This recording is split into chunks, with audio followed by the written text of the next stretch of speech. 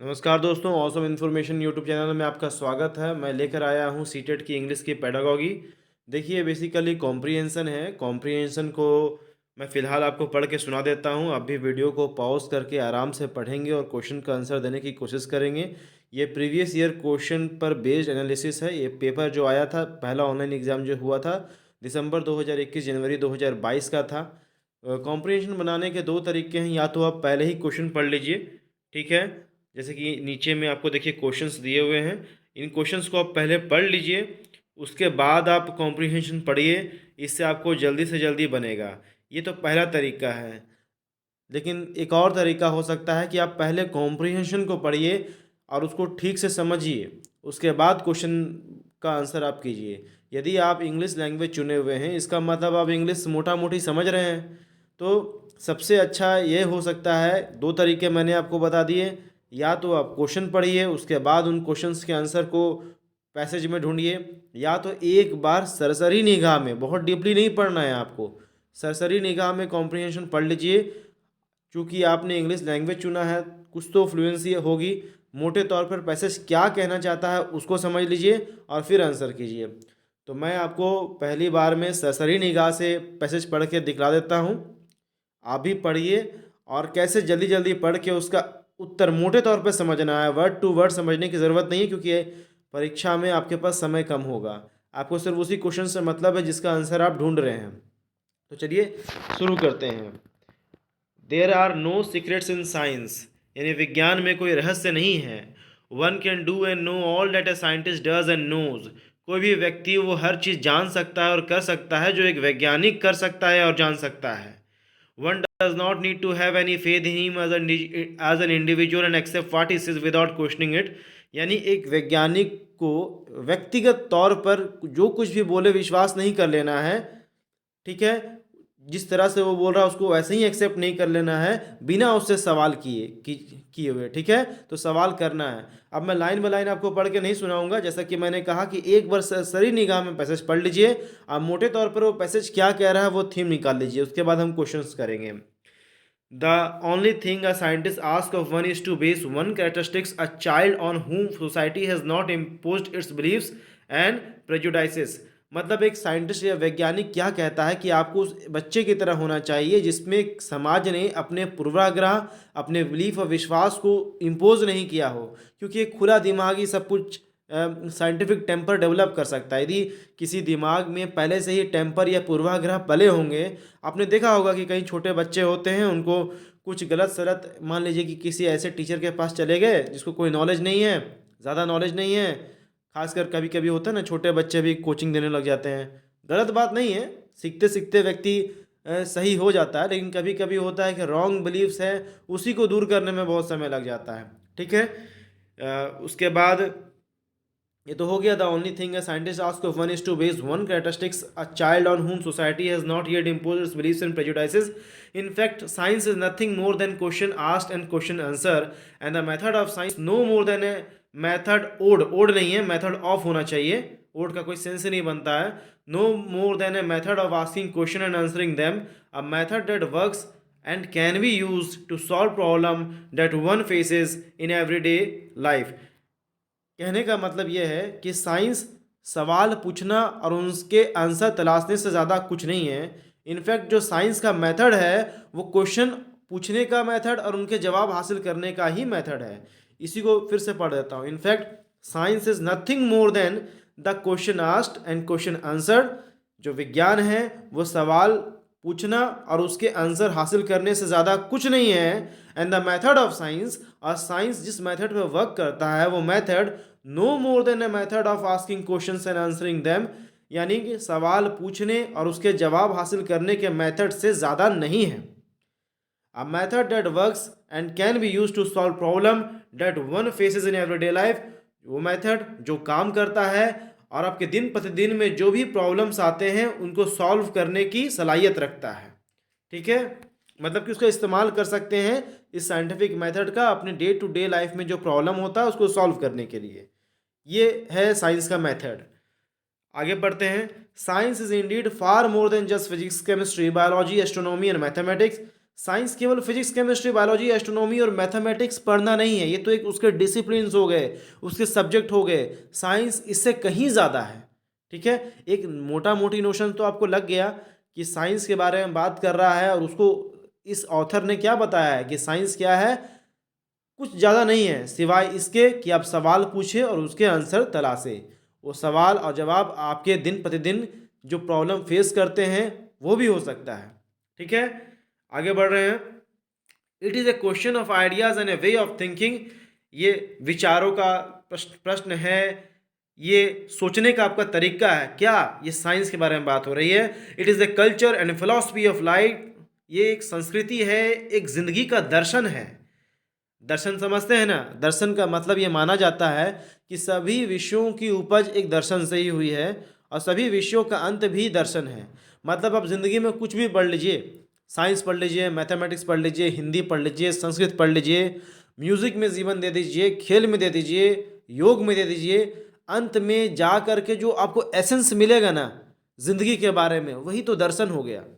ठीक है, दर्शन अपने आप में एक बहुत बड़ा सब्जेक्ट है, इसकी पढ़ाई होती है, प्रोफेसर नियुक्त होते हैं, लेकिन मोटे तौर पर आपको यहाँ समझना है, कोई दार्शनिक नहीं बनना है। हालांकि अगर बनना चाहें तो वो आपका अपना चॉइस है। तो फिर से पढ़ रहा हूँ कि कहाँ पर है, थोड़ा जूम कर देता हूँ इसको। It is a question of ideas and way of thinking. It is a culture and philosophy of life. A philosophy which allows us to purpose truth without any prejudgment. मतलब पहले से ही किसी के बारे में जज करके मत रखिए। तो ये फिलॉसफी, ये दर्शन ऐसा है जो आपको सच के और उद्देश्य मुख रखता है, आपको जिसका उद्देश्य सच की खोज है। What then is this attitude of mind, this culture and this philosophy of life? तो ज़िंदगी का यह दर्शन क्या है, ये संस्कृति क्या है, ये माइंड का ये रवैया क्या है? It turns out that all these and other concomitants and attributes of science emanate primarily from the method that science used to acquire knowledge. तो ये पता लगता है कि जितने भी ये साइंस के जो विशेषताएं हैं या उसके सहगामी, उससे मिलते जुलते जो कुछ भी है, वो मुख्य तौर पर उसी मेथड से निकला है जो साइंस इस्तेमाल करता है नॉलेज को एक्वायर करने के लिए, ज्ञान को प्राप्त करने के लिए। Certain characteristics of this method which we call the method of science, जिसको हम साइंस का मेथड कहते हैं, and of knowledge gained by the application of this method create a value system. और साइंस के इस मेथड से जो आप नॉलेज गेन करते हैं वो सिस्टम में एक वैल्यू ऐड करता है, उसको एक मायने प्रदान करता है। Create a value system with in their framework, a value system which is rational and reasonable. वो जो तार्किक है, तर्क संगत है जो वैल्यू सिस्टम है, which appeals to a common sense, जिसमें एक कॉमन सेंस है, which is commensurate with knowledge, and above all which has built-in corrective, जो नॉलेज के साथ है और उसमें जो ट्रूथनेस है उसके साथ बना हुआ है, उसमें बिल्डअप है वो। It therefore becomes specially important to understand the basis of method of science and at the value system of science so that we may understand the culture. तो इसलिए हमारे लिए बहुत इंपॉर्टेंट हो जाता है कि इस साइंस के मेथड के जो बुनियाद है उसको हम समझें, और ये जो वैल्यू सिस्टम जो इस मेथड ने क्रिएट किया है उसको समझे और कल्चर को समझे, तभी हम कल्चर को समझ भी पाएंगे। One does not need to have any faith in him as individual. एक व्यक्तिगत तौर पर उस पर हमें विश्वास नहीं करना चाहिए कि जो वो कह रहा है बिना उससे सवाल पूछे उसे एक्सेप्ट नहीं कर लेना चाहिए। तो one does not need to have any faith in him as individual and accept what he says without questioning it. तो देखिए, मैंने मोटे तौर पर कॉम्प्रिहेंशन को पढ़ा और उससे एक मोटा मोटी एसेंस आपको मिल गया। एसेंस क्या मिला कि ऑथर इसमें साइंस के नेचर के बारे में बता रहा है, मुख्यतः कुछ बिंदुओं पर वो डिस्कस कर रहा है। एक बिंदु ये हुआ कि साइंस क्वेश्चन पूछना और उसका जवाब देना ही है, उससे ज़्यादा नहीं है। साइंस केवल कुछ सब्जेक्ट तक सीमित नहीं है, उससे बहुत कुछ ज़्यादा है। साइंस का मेथड है वो अनबायास्ड है, आपके प्रेजुडाइसेस, आपके पूर्वाग्रह से परे हैं। और अगर आप उस बच्चे की तरह हैं जिसमें किसी ने प्रेजुडाइसेस या बिलीफ्स सोसाइटी ने उस पर ओवरलोड नहीं कर दिया है, तब आप कुछ खुद से भी कर सकते हैं। मतलब किसी पर आप यूं ही, कोई अगर वैज्ञानिक भी हो, विश्वास तो वैज्ञानिक पर करना ही होगा, लेकिन यहाँ पर यह बात कह रहा है कि वैज्ञानिक पर एज अ व्यक्तिगत तौर पर सिर्फ इसलिए मत विश्वास कर लीजिए कि वो वैज्ञानिक है, आप उसका क्वेश्चन कीजिए। ठीक है, तो आप एसेंस समझ गए हैं। ये आपको क्वेश्चन और उसका आंसर तलाशने की बात कहता है, सिस्टम में वैल्यू ऐड करने की बात करता है, साइंस को एक दर्शन के रूप में समझने की बात करता है, उसको डिसिप्लिन के रूप में समझने की बात नहीं करता है। अब इसका क्वेश्चन करते हैं। इतना पढ़ गए होंगे तो आप एक क्वेश्चन का आंसर दे सकते हैं। Read the following sentences. An individual should not have any faith in scientist. देखिए दोनों बातों में अंतर है। One should not have faith in scientist as an individual, ये अलग बात है। और इसमें जो पूछ रहा है N individual should not have any faith in scientist, यानी किसी व्यक्ति को एक वैज्ञानिक पर विश्वास नहीं होना चाहिए, ये गलत है। ठीक है, दोनों में अंतर है। आप जिस मान लीजिए कभी किसी यात्रा करने जा रहे हैं बस पे, तो आपको उस ड्राइवर पर भी विश्वास करना चाहिए, वरना आप बहुत अशांत रहिएगा। तो शुरू में जो कहा गया था, देखिए पैराग्राफ में जो कहा गया है कि one can do and know one does not need to have any faith in him as an individual, यानी किसी वैज्ञानिक पर व्यक्तिगत तौर पर आप यूं ही विश्वास मत कर लीजिए जो कुछ कहता है बिना क्वेश्चन किए, ये चीज़ अलग है। और यहाँ जो पूछ रहा है कि N individual should not have any faith, मतलब किसी व्यक्ति को वैज्ञानिक पर बिल्कुल विश्वास नहीं करना चाहिए, ये अलग चीज़ है। और पैराग्राफ जो कह रहा है वो अलग चीज़ है। ठीक है, तो इसका ऑप्शन ए गलत हो जाएगा। ऑप्शन बी है a scientist desires questioning based on simple reasoning. एक साइंटिस्ट, एक वैज्ञानिक सवाल आपको जो पूछता है वो सिंपल तर्क पर आधारित होना चाहिए। ठीक है, तो बी तो बिल्कुल सही है। Scientist desires questioning based on simple reasoning, एक वैज्ञानिक ऐसा क्वेश्चन चाहता है जो सिंपल तर्क पर, साधारण तर्क पर आधारित हो। तो इसका ऑप्शन 1 सही है कि A is false and B is true. जैसे जैसे हम आगे बढ़ेंगे आप खुद भी सोचिए कि क्या उसका आंसर होना चाहिए। ठीक है, और उसके बाद मिलाइए कि कितना आंसर सही है। अब देखिए एक बार अगर आपने पैसेज को बढ़िया से पढ़ लिया है तो दोबारा आपको बार बार खोजने में ज़्यादा मशक्क़त नहीं करनी पड़ेगी। जब आप ऑनलाइन एग्ज़ाम दे रहे होंगे तो अगर आप सीधा क्वेश्चन पढ़िएगा और फिर पैराग्राफ पे जाइएगा तो ऐसा हो सकता है कि पैराग्राफ को आपको ढूंढने के लिए जहां आप एक बार पढ़ते आपको कई बार पढ़ना पड़ जाएगा। इस चक्कर में बहुत समय बर्बाद हो जाएगा। मैं सिर्फ इतना ही कह रहा हूं कि परीक्षा हॉल में आपने इंग्लिश को लैंग्वेज के रूप में चुना है, इसका मतलब कुछ तो समझते होंगे ना। इसमें आपको इंग्लिश में विद्वान नहीं बन जाना है, इंग्लिश को एज टूल्स के रूप में इस्तेमाल करना है। चाहे कोई भी सब्जेक्ट पढ़ा लीजिए, साइंस पढ़ाइए, मैथ पढ़ाइए, सोशल साइंस पढ़ाइए, भाषा तो एक टूल के रूप में इस्तेमाल होता है। बिना भाषा के कोई लैंग्वेज पढ़ नहीं सकते हैं, कोई सीख नहीं सकते हैं। ठीक है, तो यहाँ पर है कि अगर आपने एक बार अच्छी तरीके से पढ़ लिया ना, तो अगर क्वेश्चन अगर आपको आएगा तो तुरंत उस पर आप चले जाइएगा, बार बार स्क्रॉल करने की ज़रूरत नहीं पड़ेगी। मैं ये कह रहा हूँ, जैसे जिसको सुविधा लगे वैसे कीजिएगा। What type of reason is not highly required in scientific inquiry. वैज्ञानिक अन्वेषण में कौन सा रीज़न हाईली रिक्वायर्ड नहीं है, मतलब रिक्वायर्ड हो सकता है लेकिन हाईली रिक्वायर्ड नहीं है। पहला untempered, uninhibited, one free from any previous relief. चौथा है date of highly educated and prejudiced mind. नहीं, प्रेजुडाइज्ड माइंड नहीं चाहिए। पहले से पूर्वाग्रह, चाहे कितने भी एजुकेटेड क्यों नहीं हो, लेकिन पहले से कुछ आपने वहम या पूर्वाग्रह पाल के रखे हैं, तो ये साइंटिफिक अन्वेषण में बिल्कुल भी रिक्वायर नहीं है। तो इसका आंसर 4 सही होगा। ठीक है, नेक्स्ट क्वेश्चन है study the following statements. Scientific methods mean asking question and speaking their answer. Speaking शब्द तो उतना इसमें अच्छा नहीं लग रहा है, लेकिन फिर भी साइंटिफिक मेथड हमने ऊपर में बात की थी, वो है कि आप क्वेश्चन कीजिए और उसके जवाब ढूंढिए, ये जवाब है तो बताइए। Asking questions and answering them is the method of science, ये तो हमने पढ़ा, तो ये सही है। बी है एवरीडे प्रॉब्लम ऑफ लाइफ में not be solve by the scientific method. हमने क्या पढ़ा था कि साइंटिफिक मेथड से दिन प्रतिदिन के प्रॉब्लम भी सॉल्व किए जाते हैं, तो बी गलत है। देखिए वापस पढ़ने की ज़रूरत नहीं पड़ रही है इसको। ठीक है, तो इसमें ऑप्शन ए सही है और बी गलत है, यानी इसका option 1 is right, A is right and B is wrong. Next question, science according to the author is more than a. Author के अनुसार जो विज्ञान है वो किससे ज़्यादा है? अब फिलॉसफी ऑफ लाइफ से ज़्यादा है क्या? नहीं, साइंस तो खुद एक ज़िंदगी का दर्शन बोला गया है, उससे ज़्यादा नहीं बोला गया है।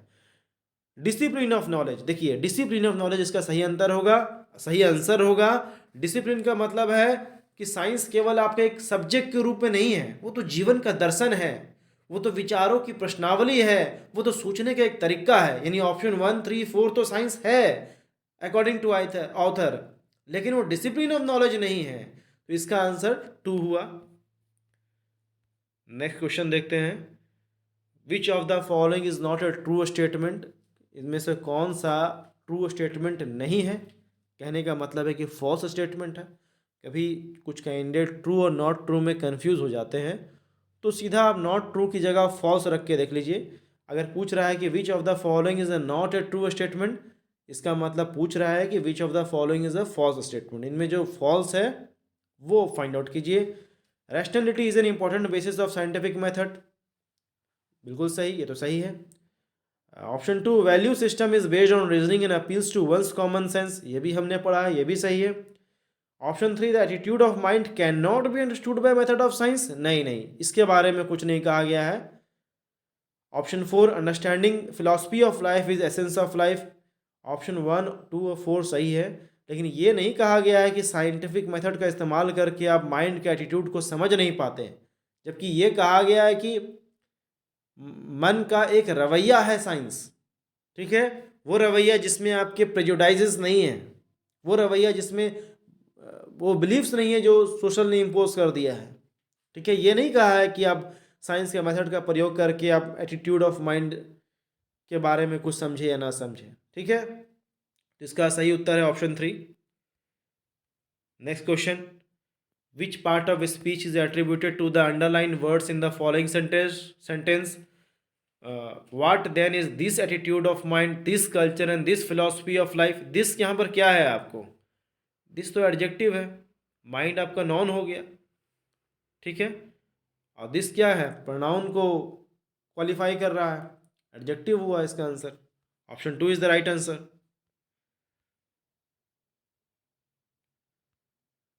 Choose the word which means the same as untempered as used in the given passage, मतलब पैसेज में जो अनटेम्पर्ड शब्द का प्रयोग हुआ है उससे मिलता जुलता शब्द आप देखिए। तो हम अगर पैसेज की ओर जाएं, मैंने ये देखा था, आप पढ़ के देखिएगा, मुझे तो इसमें अनटेम्पर्ड कहीं मिला नहीं। अगर मैं इसको एक बार, आप इसको पॉज कर लीजिए, पॉज करने के बाद मैं थोड़ा जूम भी कर देता हूँ, मुझे तो इसमें अनटेम्पर्ड शब्द कहीं दिखाई नहीं, ठीक है। सीटेट के क्वेश्चंस में कई सारे गलत भी थे, अगर आपको मिल जाए तो बढ़िया है, आप पढ़िएगा। वैसे टेम्पर्ड के दो मतलब होते हैं, एक टेम्पर जो टेम्परामेंट बोलते हैं ना, एक टेम्पर्ड मिजाज होता है, और एक टेम्पर्ड मतलब जिसमें आपने कोई बाहरी दखल दिया हो। तो choose the word which means same as untempered as use in the passage. Simply passage में आप देखिए अनटेम्पर्ड वर्ड कहीं है तो आपको उसके पूरा वाक्य पढ़ने पर आपको उसके संदर्भ का पता चल जाएगा। लेकिन अगर नहीं पता है तो अनटेम्पर्ड का मतलब क्या है कि जिसमें कोई बाहरी दखल ना हो, यानी जिसमें कोई छेड़छाड़ ना किया गया हो, यानी कि किसी साइंटिफिक तौर पे देखें, इस पैसेज के अनुसार देखें तो जो बाहरी किसी भी बायासनेस से मुक्त हो, यानी कि लॉजिकल हो, तो इल टेम्पर्ड होगा नहीं, अनवांटेड होगा नहीं, इरेशनल होगा नहीं, आंसर क्या है, लॉजिकल।